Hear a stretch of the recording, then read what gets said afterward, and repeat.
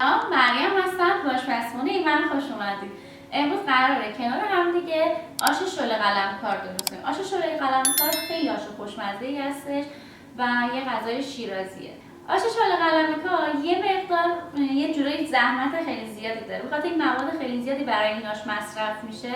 یه سری وقتی میخوان غذا درست کنن، حالا یا غذای سنتی باشه یا هر چیزی، میان اون دستور اصلی غذا رو به کل از بین میبرن، انگار یه غذای جدید دیگه درست میکنن. خب اون غذای جدید دیگه اسمش باید فرق کنه، نباید اون غذایی که مثلا آش شله قلمکار میان یه سری چیزای دیگه بهش اضافه میکنن، خیلی چیزایی که جزء پایه اصلی اون غذا هستش رو کم میکنن و میگن این آش شله قلمکار، در صورتی که اینجوری نیست.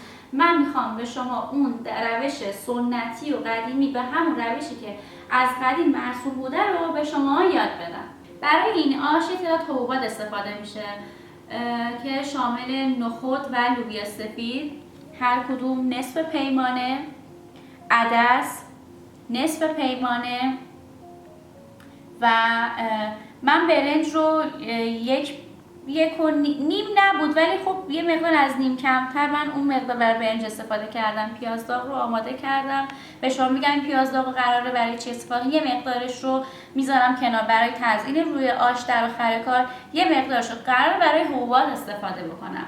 و اینکه سبزی آش شامل اسفناج میشه، گیشنیز میشه، جعفری میشه، تره میشه و اینکه همه اینا به این مقداری که میبینید من استفاده، تقریبا فکر میکنم 450 گرم 500 گرم اینجوری برای سبزی میشه. ترخون، مرزه و نعنا خشک هستش که ترخون و مرزه به مقدار این کمی که من گذاشتم استفاده میکنم. شما اگر دوست دارید بیشتر هم استفاده کنید میتونید استفاده کنید. مقدارش من همینقدر استفاده. نعنا خشکم که برای تزیین آش میخوام استفاده، مقدار خیلی زیادی برای نعنا خشکم نیاز ندارید.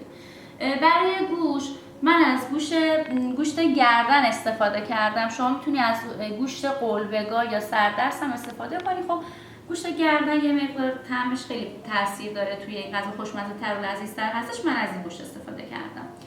گندم رو میبینین، گندم هم نصف پیمانه. این گندمی که شما میبینید و من الان پختم، خاطر اینکه دیگه توی برنامه تایم کمتری استفاده بکنیم. گندم رو گذاشتم یه مقدار پخته. شما از بلغور گندم هم میتونید استفاده کنید، فرقی نمیکنه. من دوست داشتم از گندم استفاده کنم. برای ادویه نمک، زردچوبه، فلفل سیاه، نصف پیمانه لوبیا چشم بلبلی. آب گوشت رو هم همینجور که ببینید، من گوشت رو وقتی که گذاشتم، گوشت رو از شب قبل گذاشتم که بپزه. یه مقدار من توی گوشت فلفل ریختم، پودر فلفل منظورم، فلفل ریختم، پیاز ریختم، یه مقدار سیرم گذاشتم بپزه. همراه این از دیروز گذاشتم این کار انجام دادم. وقتی که پخته شد، شما گوشت رو که میذارید کنار، آبش رو نریزید، آبش رو بذارید کنار که توی غذامون استفاده کنیم. خیلی تو طعم آشمون تاثیر داره. و اینکه مواد بعدی هم ماش هستش. ماش هم نصف پیمانه استفاده کردم. ماش خیلی، من طعم ماش رو خیلی توی این آش دوست دارم. حالا بعضی ماش رو حذف میکنن ولی واقعا خیلی تاثیر داره طعم آش. پیشنهاد میکنم اگر لوبیاهای دیگر رو دوست داشتید حذف کنید، اما آش رو حذف نکنید، خیلی خوشمزه میشه. و اینکه پیاز هم 3 عدد من استفاده میکنم، برای پیاز داغ هستش. خب یه سری توضیحات بگم در مورد حبوبات. حبوبات رو از شب قبل بذارید حتما خیس بخور. من این توضیحات حالا قبلا توی ویدیو بعدی گفتم، ولی خب شاید کسی ویدیو قبلی رو ندیده باشه. من مجبورم هر بار اینا رو برای شما تکرار کنم. حبوبات رو از شب قبل بذارید خیس بخوره و چندین بار میتونید آبش رو عوض کنید که نفخش گرفته شه. عدس رو بذارید آشتون آماده کنید، 1 ساعت 2 ساعت مونده به این کار انجام بدید. و اینکه من گندم رو هم همین کار کردم، گندم رو هم گذاشتم خیسوندم، برنج رو هم گذاشتم خیسوندم. و یه نکته دیگه هم باید بهتون بگم در مورد نکات خیلی زیاده در یادم رفته، حالا تو طول برنامه نکات دیگه هم به شما میگم. اول میایم گوشتمون رو آماده میکنیم. ببین گوشت رو باید با چنگال ریش ریش کنیم. گوشت رو میکوبیم ما، ولی فعلا یه مقدار ما گوشت رو ریش ریش میکنیم به این صورت که میبینید و بعد میذاریم تو هاون، اونو میکوبیم.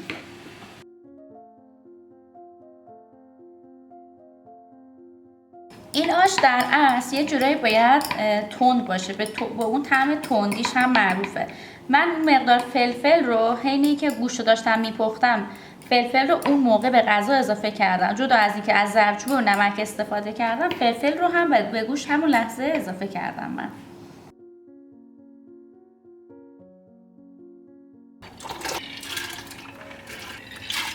خب یه مقدار من به این فلفل سیاه اضافه میکنم، مقداری کم.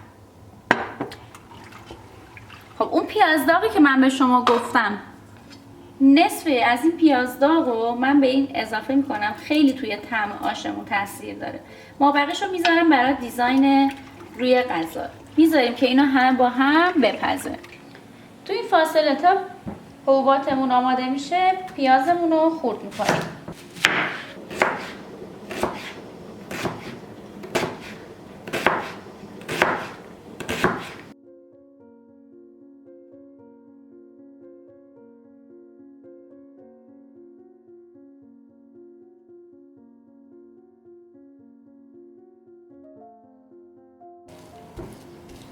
گوشت رو انقدر باید بکوبید که اون حالت کشسانیش رو به دست بیاره، چون اصل آش شله قلمکار با همین حالت کشسان بودن گوشتشه. گوشت رو هم اینجوری نکوبید، این شکلی از حالت بالا بیارید پایین.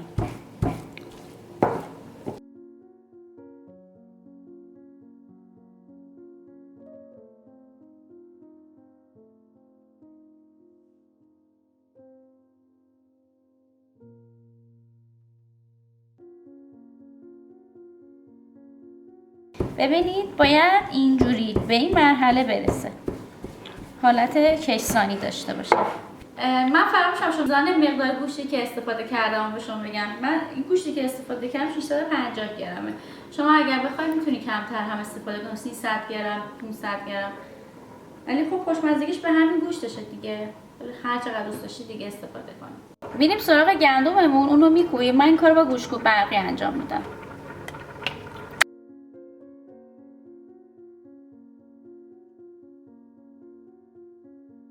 آماده شده. حالا نصفی از موادمون رو ما میکوبیم.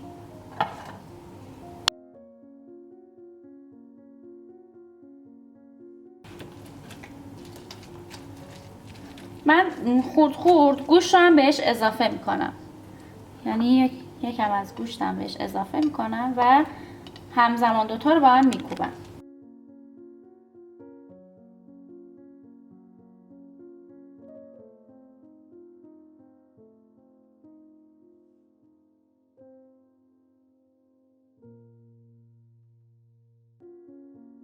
تقریبا بیشتر از نصف حبوبات رو من اضافه کردم و با گوشت میکوبیم.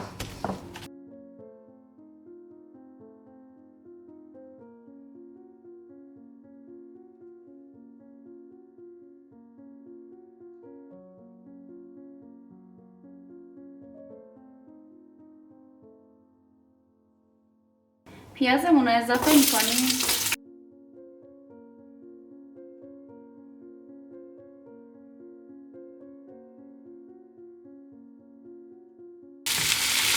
ادویه رو هم همینجا بهش اضافه میکنیم. نمک، فلفل سیاه، زردچوبه. تفت میدیم.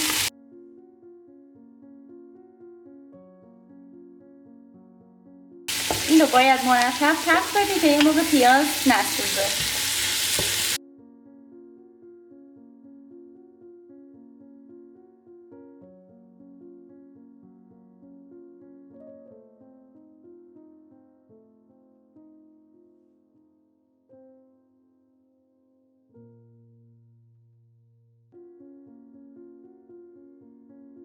ببینید پیاز باید در این حد تفت بدیم. هنوز باز یه کوچولو جا داره، باید اون حالت کاراملی رنگش رو به دست بیاره. برنج رو بهش اضافه میکنیم.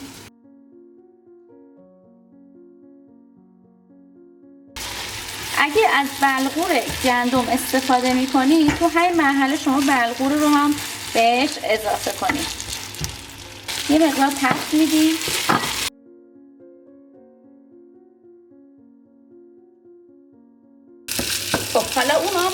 گوشتمون رو بهش اضافه کنیم.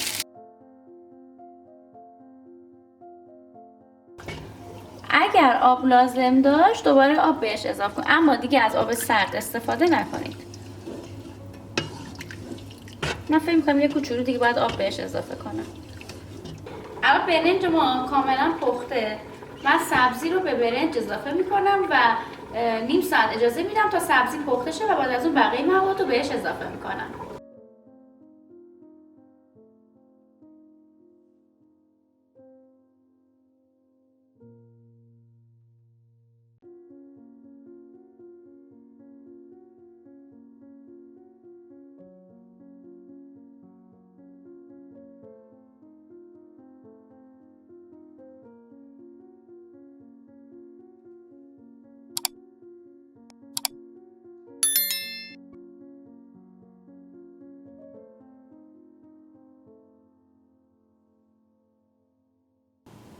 الان 1 دقیقه از اون نیم ساعتی که من گذاشته بودم واسه سبزی پختن مونده.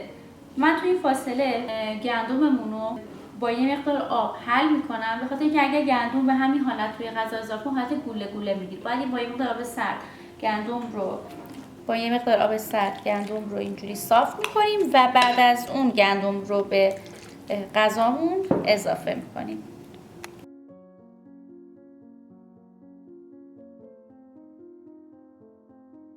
نیم ساعت از پخت سبزیامون گذشته، الان مواد رو بهش اضافه میکنیم. من حبوبات رو اضافه میکنم به غذا.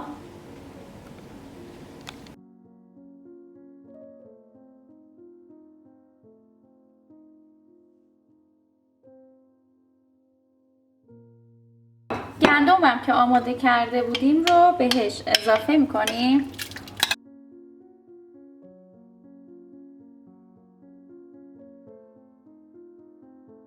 حالا گوشت رو توی چند مرحله به غذامون اضافه میکنیم.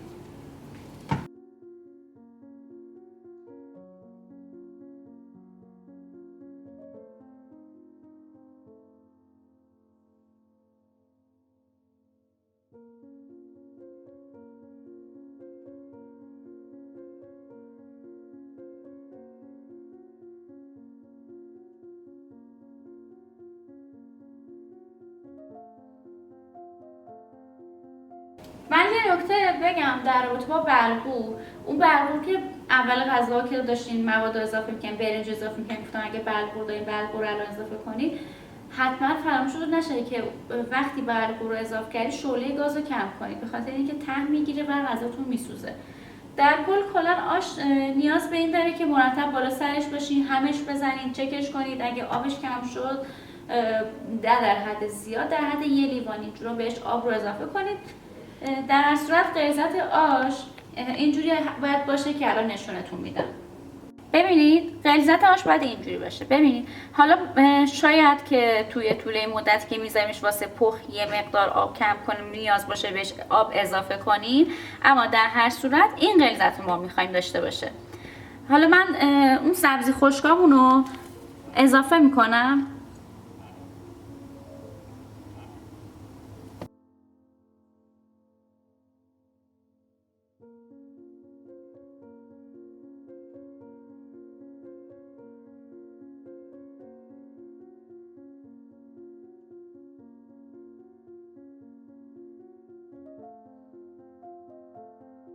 سبزی خشکایی که توی ایران هستش خب بهتره. ولی من اینا رو خیلی تمیز کردم، ولی خب در صورت اونجا کیفیتشون خیلی بهتره. خب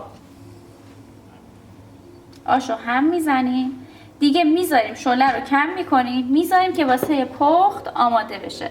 شاید فکر میکنم 2 ساعت اینجورا زمان، و من در آخر تایمش رو به شما میگم که چقدر زمان بود تا این آش آماده شه.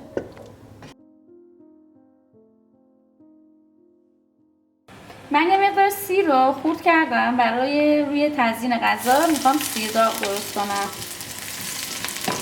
یه کوچولو اینا رو تفت بدیم.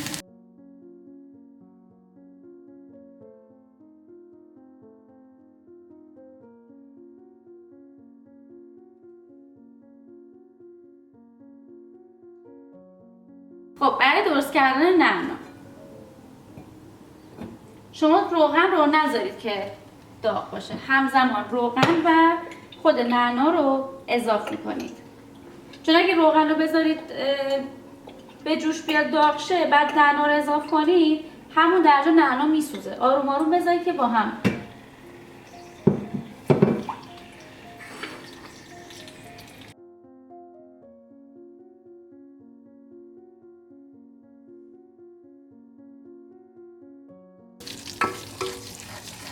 شما قبل از اینکه تایم بگیرید اون 2 ساعتی که برای غذا تایم میخواید بگیرید رو همون تایم شما میتونید نمک غذاتونم بچشین تنظیم کنید و اگر نمک کم داره بهش نمک اضافه کنید.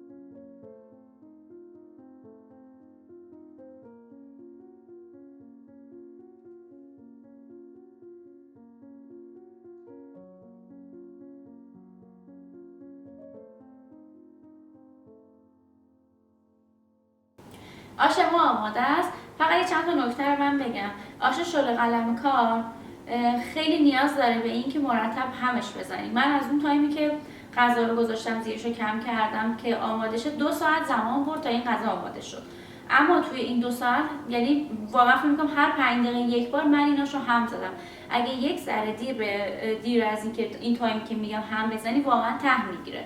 و اینکه نمک و ادویه و اینا که واسه آش من اضافه کردم طعمش اونقدر زیاد نیست. اگه دوست داری که حس شه میتونی یه کوچولو حالا فلفل سیاه و نمک و اینا رو بیشتر اضافه کنید شما. میزان ادویه‌ای که من استفاده کردم در حد نرمال بوده. دیگه دست خودتونه کم و زیادش. فقط تنها چیزی که باید حالا یه مقدار زیاد باشه در آش شل قلم کار اون فلفل بودش. یه مقدار حالت تندیشو باید داشته باشه. نکته دیگه این نداره. فقط یه چیزی من بگم موقعی داشتم غذا رو آماده می‌کردم دیدم که بیرون داره برف می‌باره و خب من همیشه دوست داشتم موقعی که برف و هوا سرد باشه آش چیزی آماده باشه که بخورم. خب امروز هم مصادف شد با اومدن برف. یه نکته دیگه هم که بگم این آشو باید خیلی با حوصله درست کنید. واقعا مراحل خیلی زیادی داره، خیلی وقت رو میگیره، اما خب آش خیلی خوشمزه‌ایه. من اولین باری که این آشو خوردم تو سن خیلی کم بود، فکر می‌کنم 3 یا 4 سالم اینجوری مامانم درست کرده بود. آش خیلی خوشمزه، یعنی طعمش هنوز که هنوز مونده زیر زبونم. بعد از اونم آشی نخوردم که اون طعمی که مامانم واسم درست کرده بود داشته باشه. بعد از اونم من هر مامانم میگفتم این آشو درست کن، یعنی چندین سال میگذره مامانم هنوز این آشو برام درست نمی‌کنه. الان میفهمم که چرا یه بار فقط واسه من این آشو درست کرده. واقعا پر زحمته، خیلی زحمت زیادی میخواد. همین کوبیدنش و زمان و وقتی که باید برای آش بذاری واقعا خیلی زیاده. شما این آشو چجوری درست میکنید؟ برای من توی کامنت نظراتتون رو بنویسید. اگر با این روش درست کردید باز برای من کامنت بذارید، نتیجه کار رو به من بگید. اگه ویدیو برای شما مفید بوده خوشحال میشم که لایک کنید، سابسکرایب کنید، اون زنگوله رو هم بزنید که برای ویدیو بعدی خبردار بشید و ما رو به دوستاتون حتما معرفی کنید. خیلی ستون دارم.